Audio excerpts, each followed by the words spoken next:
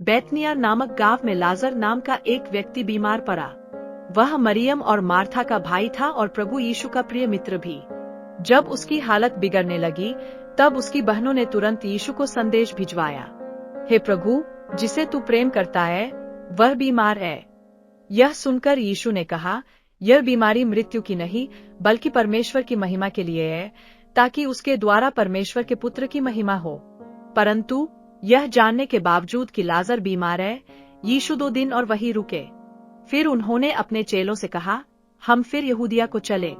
हमारा मित्र लाजर सो गया है, लेकिन मैं उसे जगाने जा रहा हूँ। चेले यह सुनकर भ्रमित हो गए और बोले, हे प्रभु, यदि वह सो गया है तो वह ठीक हो जाएगा।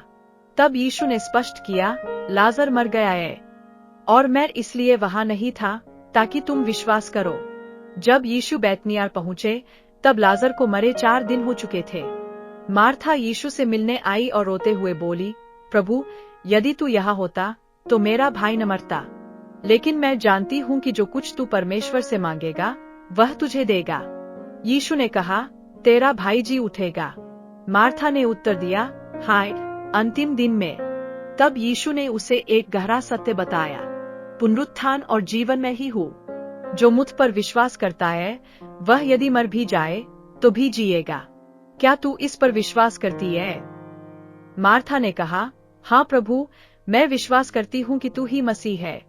इसके बाद मरियम भी यीशु के पास आई और उनके चरणों में गिरकर रोने लगी। यह देखकर यीशु आत्मा में व्याकुल हो गए। जब उन्होंने देखा कि लोग दुखी हैं, तो उनके भी आंसू बह निकले। यह देखकर यहूदी बोले, देखो, वह लाजर से कितना प्रेम करता था।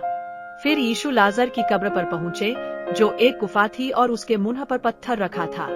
उन्होंने कहा, पत्थर हटा दो। मार्था ने आशंका जताई, प्रभु, अब तो दुर्गंध आएगी, 4 दिन हो चुके हैं। यीशु ने कहा, क्या मैंने नहीं कहा था कि यदि तू विश्वास करेगी तो परमेश्वर की महिमा देखेगी।